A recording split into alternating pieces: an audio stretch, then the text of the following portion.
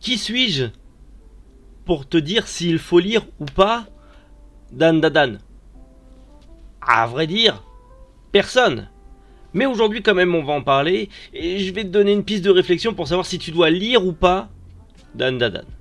Bonjour YouTube et bonjour chers internautes, bienvenue au Manga Café, installe-toi, installez-vous confortablement. Oui, je parle au singulier, au pluriel, on s'en fout, c'est déjà n'importe quoi, autant que ce manga.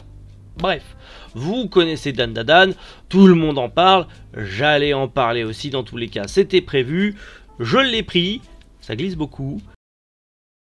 Vous allez voir, on va en parler de ce manga, de ce nouveau shonen ultra pépite de 2022. Est-ce que c'est vraiment la grosse pépite de 2022?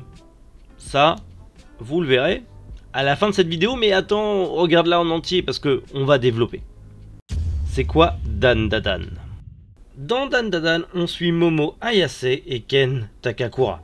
En gros, deux lycéens, oui, c'est un shonen avec des lycéens, mais la petite particularité c'est que ces deux-là, ils ont deux hobbies assez particuliers qui vont faire qu'ils vont très bien s'entendre. Effectivement, Ken est un énorme nerd passionné d'ufologie, c'est le truc qui parle des extraterrestres. Voilà, ufologie, ovni. En gros, mais qui n'a malheureusement aucun ami. Momo est un peu la belle nana de l'école, mais elle est aussi passionnée d'occulture, qui la rend un petit peu bizarre auprès de certains, on va pas se leurrer. Tous les deux vont parler, entre guillemets, un petit peu de manière fortuite, puisque Momo va prendre la défense de Ken, qui se fait tout le temps harceler par des grosses brutes de sa classe, parce que c'est un geek à lunettes, et c'est bien connu que les geeks à lunettes sont les proies des grosses brutes. Et que les filles viennent défendre, les jolies filles viennent défendre les geeks. Japon. Bref, bon, vous l'aurez deviné, de toute manière vous connaissez déjà le speech de base de Dandadan. Ils vont devenir amis, ils vont avoir, ils vont être tous les deux confrontés à une sorte de jeu de courage où l'un va aller voir si les fantômes existent, parce qu'il croise extraterrestres mais pas aux fantômes. Et l'autre va aller voir si les extraterrestres existent parce qu'elle croit aux fantômes et pas extraterrestres. Japon. Du coup, tous les deux ils vont être confrontés. Alors lui il va être confronté aux fantômes d'une vieille qui court à plus de 100 km/h. Enfin qui court à 100 km/h. Enfin elle peut aller plus vite. Enfin elle va très vite. Et elle se retrouve confrontée à des aliens un peu bizarres qui de suite la foutent à poil. Japon. Non, parce qu'en fait du coup ils veulent se reproduire avec des humains, parce qu'en fait comme ils se reproduisent un peu comme des cellules, c'est-à-dire qu'ils se divisent, du coup ils se ressemblent tous. Du coup il n'y a pas de diversité. Du coup ils veulent se reproduire avec des humaines pour avoir un peu de diversité. Du coup une adolescente de 14-16 ans ça va, ça passe. Bon au moins l'avantage c'est qu'elle est à peu près gaulée normalement. C'est pas un truc ultra exagéré et ultra sexualisé à boule fanservice. Déjà c'est un bon point. Quant à lui, il va se faire manger le manche et les bouboules par Mémé Turbo, le fantôme de la vieille qui court vite et qui mange des boules et des bâtons. En gros, il s'est fait enlever le service 3 pièces. En plus d'être maudit et de se transformer en une sorte de double de Mémé Turbo ultra dégueulasse. Bien qu'un peu badass par moment, mais quand même dégueulasse. Oui, non, alors ça part surtout beaucoup déjà de base au niveau de en dessous de la ceinture. Mais c'est de l'humour absurde, donc en dessous de la ceinture ça fait rire, lol, abonne-toi, mets la cloche, mets un pouce, mais ça est quand même basé beaucoup en dessous de la ceinture. Finalement, les deux amis, enfin en tout cas les deux nouveaux amis, vont faire en sorte de se débarrasser de cette malédiction, parce qu'en gros, elle a développé des pouvoirs psychiques, parce que bon, sa grand-mère est médium et elle a des gros pouvoirs et tatati tatata. D'ailleurs, la grand-mère qui ressemble beaucoup à Bayonetta, enfin en mode Bayonetta quand elle est à moitié à poil et qu'elle a une choucroute pas possible. Petit ref plutôt subtil et plutôt pas mal. Et du coup, en gros, comme elle a fait partie d'une famille médium, elle a développé des pouvoirs psy parce que les aliens l'ont utilisé, ont fait des expériences sur elle et ont essayé de contrôler son esprit. Du coup, ces pouvoirs psy vont aider à ce qu'elle puisse contrôler l'esprit du coup de Mémé Turbo qui est dans Ken pour pas qu'il se transforme en Mémé Turbo. Sauf que dès qu'elle quitte du regard, il se transforme en mémé turbo. Comme cette scène mémorable aux toilettes, où il se transforme aux toilettes. Ouais, c'est Japon. Et du coup, vous comprenez bien l'histoire, les deux vont avoir tous les deux, en fait, chacun leur petit pouvoir qui va évoluer au fur et à mesure de l'histoire, et vont devoir combattre des fantômes, yokai, spectres, tout ce que vous voulez, et potentiellement des extraterrestres, puisque pour le moment, dans ces deux tomes, on est confronté qu'à des esprits. Donc à voir ce que ça va... Enfin, bon, il y a quand même la confrontation du début avec les aliens, mais c'est pour lancer le truc que le mec il est fan d'ufologie, et que les aliens existent. Pour l'instant, on n'a pas eu d'ennemis aliens. À voir ce que le reste nous réserve. Dan Dadan sort de l'esprit de Yukinobu Tatsu, le mangaka, qui a aussi été l'assistant de Tatsuki Fujimoto sur Chainsaw Man, mais également de Yuji Kaku sur Hell Paradise. Ouais.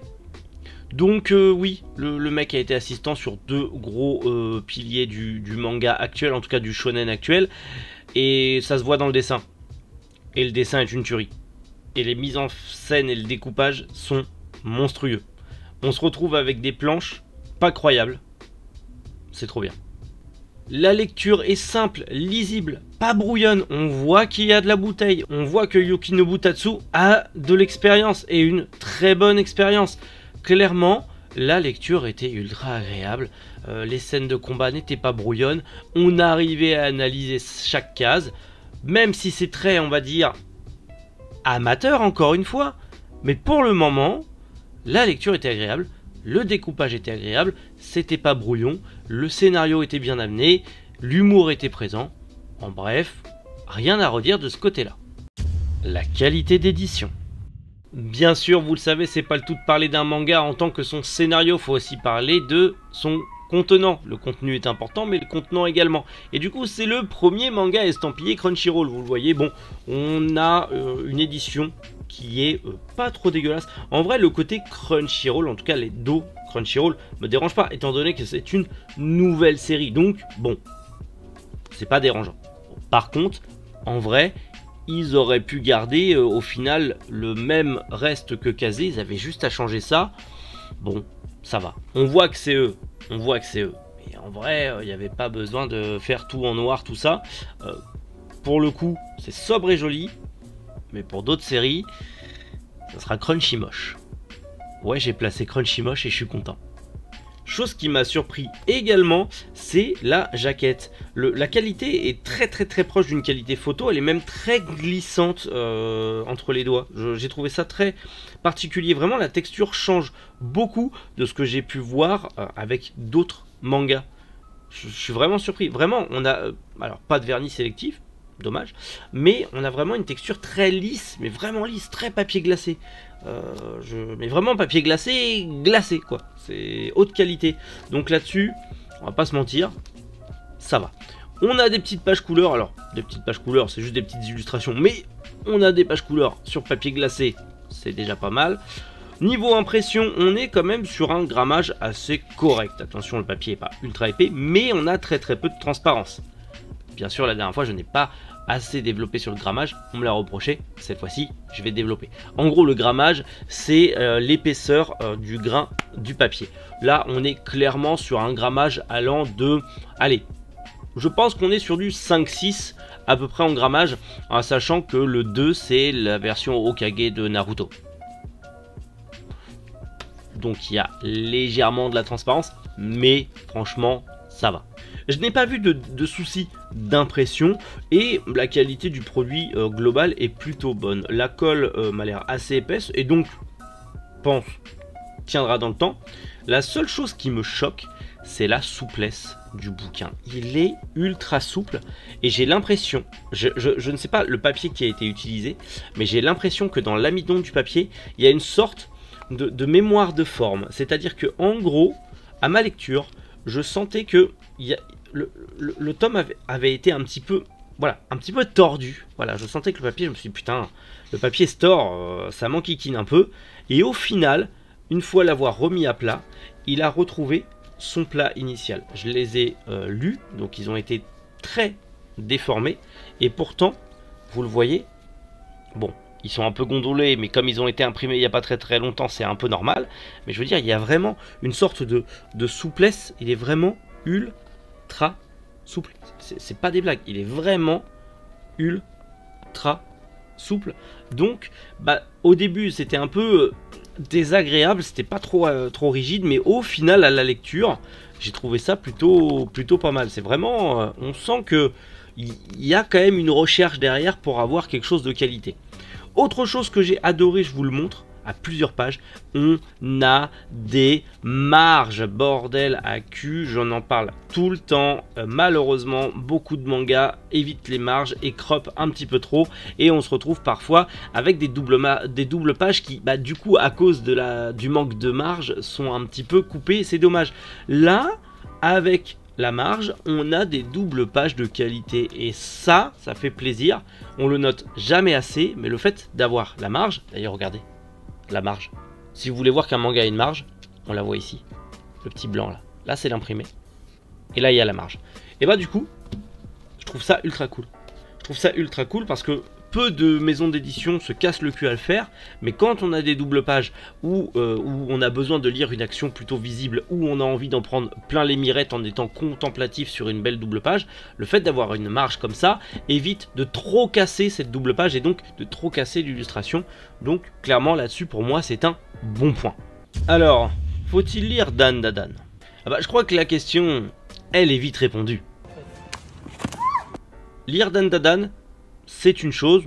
Faut-il le lire absolument? Comme d'habitude, non, il ne faut pas lire absolument une œuvre. Vous la lisez si vous avez envie de lire l'œuvre. Point. La hype, vous le savez, c'est pas toujours bon. Faut pas se jeter dessus. Vaut mieux voir un petit peu si ça plaît ou pas. Dans tous les cas, vous pouvez toujours vous acheter le tome 1, voir si ça vous plaît, et essayer de lire l'extrait, mais l'extrait apparemment était mal foutu, genre il était dans le sens occidental mais les bulles étaient dans le sens japonais, enfin il y a eu un micmac, donc c'était un peu délicat à lire. Là je vous rassure, sens de lecture japonaise, tout est dans le bon sens, tout était ultra agréable à lire. Comme je vous l'ai dit, le découpage des cases, la marge, le fait que tout soit cohérent, que le scénario est plutôt bon, et qu'on passe à la fois d'une romance un peu school life à de l'humour complètement absurde, très en dessous de la ceinture, à des moments assez horrifiques, assez oppressants, tout en ayant également ces moments un peu humains où au final, sans trop vous spoiler, il y a un ennemi qui a la forme d'un animal, mais en fait c'est un regroupement de jeunes femmes qui ont malheureusement été assassinées par un tueur en série, enfin on le suppose en tout cas, un groupe de jeunes femmes qui se sont fusionnées en un seul et même esprit vengeur, et du coup on apprend en fait que Mémé Turbo était là pour protéger ces esprits de ces jeunes filles et pouvoir les aider à les amener de l'au-delà. Donc au final, Mémé Turbo n'était pas vraiment un esprit malfaisant, mais plutôt un esprit qui essayait, une sorte de matriarche, qui essayait justement d'aider des esprits plus jeunes, notamment ces esprits des jeunes filles qui étaient perdues et qui avaient besoin d'un guide pour les emmener de l'autre côté. J'ai trouvé ça extrêmement pertinent. On nous présente Mémé Turbo, qui est au final un ennemi qui va rester très peu de temps, hein. Mais on nous présente Mémé Turbo comme étant l'ennemi absolu, vraiment la vieille folle, dangereuse, yokai complètement timbrée, mais au final qui cache un esprit beaucoup plus malin que ça, très ancien, très sage, et qui est justement qui développe un petit peu plus le monde des yokai et le passage du monde des esprits donc à notre monde, à celui de l'au-delà. J'ai retrouvé un petit peu le même sentiment que j'ai pu avoir quand j'ai lu Elegant Yokai Apartment Life, donc vous comprenez bien que du coup ça m'a fait plaisir. J'ai retrouvé la même sensation que j'ai lu dans tous les mangas que j'ai aimés du même style qui parlent justement de l'au-delà, comme Elegant Yokai Apart Life, Shaman King, ou encore tout simplement on avait eu récemment Ozuki le stoïque qui pareil fait le parallèle entre le monde des vivants et le monde des morts, et moi c'est un sujet qui me fascine, l'au-delà, le monde des esprits et tout ça, et notamment la culture japonaise, les yokai, tout ça, c'est vraiment un univers qui me fascine, et du coup d'avoir retrouvé ça dans Dan Da Dan, ça m'a vraiment botté. Donc si vous aussi vous aimez ce genre de lecture en manga, pas que en manga, mais si vous êtes intéressé par ce genre de lecture, vous allez aimer Dan Da Dan, clairement. Bien sûr, c'est un shonen avec des bastons pas réellement épiques, enfin il y a des bastons, mais c'est pas trop vous spoiler, mais il y a des bastons, c'est pas encore fou, mais je pense que ça va arriver par la suite en tout cas. Mais on a de l'humour, absurde, mais on a de l'humour, on a aussi quand même de l'humanité avec ce passage voilà des morts, de l'au-delà, de la protection, tout ça. On a aussi bien sûr cette petite romance qui s'installe entre les deux, qui sont complètement trop kawaii, des sous mignons, parce que voilà, de jeunes adolescents qui finalement découvrent leurs sentiments l'un pour l'autre, mais ils savent pas trop, ils hésitent, ils sont copains ou plus que ça, ils savent pas trop. C'est rigolo, c'est mignon, c'est vraiment Dan Da Dan regroupe pas mal de bonnes petites choses qui font que c'est un manga agréable à lire. Bien sûr, c'est pas que ça, c'est pas que de la romance, pas que du school life, pas que du shonen, pas que de la, on va dire, manga surnaturel, c'est un petit peu de tout, voilà, c'est un bon mélange mais qui est bien équilibré pour le moment, en tout cas avec ces 2 premiers tomes. Et du coup, si vous aimez des mangas, si vous, en tout cas vous avez aimé des mangas tels que justement les Gantz Yokai Apartment Life ou encore Bleach ou encore Miryu Ito ou encore tous ces mangas qui parlent du monde de l'au-delà, clairement vous aimerez Dan Da Dan. Si vous aimez un peu les shonen nouvelle génération complètement barrés dans le même genre que Undead Unlock, même si c'est bien mieux que Undead Unlock, ou que Kaiju Number 8, même si au final ça a l'air beaucoup mieux que Kaiju Number 8 pour l'instant, vous aimerez Dan Da Dan. C'est en vrai Dan Da Dan, c'est la lecture qui peut parler à tout le monde. C'est clairement la lecture qui peut parler à tout le monde. Donc je pense qu'il plaira au plus grand nombre. Peut-être que si vous êtes habitué au shonen, que vous en lisez depuis des années et que vous en avez un peu ras la casquette, ça vous plaira pas. Vous allez vous dire c'est encore un énième shonen. Voilà. Et c'est compréhensible. Bien sûr, même moi qui ai de la bouteille au niveau des shonen, il y en a que j'ai eu du mal et il y en a que j'apprécie. Et celui-là, ça va. Ça va. Je ne le déteste pas et je ne l'apprécie pas encore, mais la lecture a été agréable. Donc, je continuerai la série et je la suivrai de près, bien évidemment. Maintenant, comme je vous l'ai dit, est-ce qu'il faut lire absolument? Soyez curieux, lisez-le si vous avez envie. Et si vous aimez ce genre de lecture, bien évidemment, foncez dessus. Parce que vous ne serez pas déçus, justement, si c'est votre genre, si c'est votre trip, vous ne serez pas déçus. Parce qu'il amène habilement plusieurs de ces thèmes, les mélange parfaitement et en fait un récit cool, fun et agréable à lire. Donc là-dessus, je vous fais pas un dessin, vous savez quoi faire. En plus, l'édition est loin d'être dégueu et plutôt qualitative. Donc clairement, ça vaut son prix chez Crunchyroll. Bon, pour le moment, Crunchyroll, vous avez fait un bon boulot. On espère que ce sera la même pour vos titres à venir. Bon voilà, j'espère que cette vidéo, encore une fois, vous a plu. Je vous ai donné mon avis sans spoil, en tout cas le moins de spoil possible, pour que vous puissiez vous aussi vous faire un avis sur Dan Da Dan, cette nouveauté qui vient de sortir, que tout le monde dit que c'est un banger absolu, mais est-ce que ça peut vous plaire à vous? C'est ça le plus important, parce que juste dire simplement c'est un banger absolu, ça veut rien dire. Voilà, faut développer un peu Simone. Mais en tout cas, si cette vidéo vous a convaincu, soyez curieux, lisez-le et potentiellement achetez-le si ça vous plaît. Dites-moi tout ça en commentaire si cette vidéo vous a été d'une grande aide ou alors si encore une fois c'est une vidéo de merde et vous en avez rien à foutre. Dites-le aussi en commentaire, ça fait toujours plaisir de voir un peu de haine dans ce monde de brutes. Bref, prenez soin de vous et je vous donne rendez-vous demain matin 7 h pour le retour du Manga Café News avec des news, les copains, tout ce qui est tombé ce week-end. Je vous garantis que demain, ça va être giga, méga, ultra croustifondant. Allez, bonne journée et à demain. Bonjour les internautes.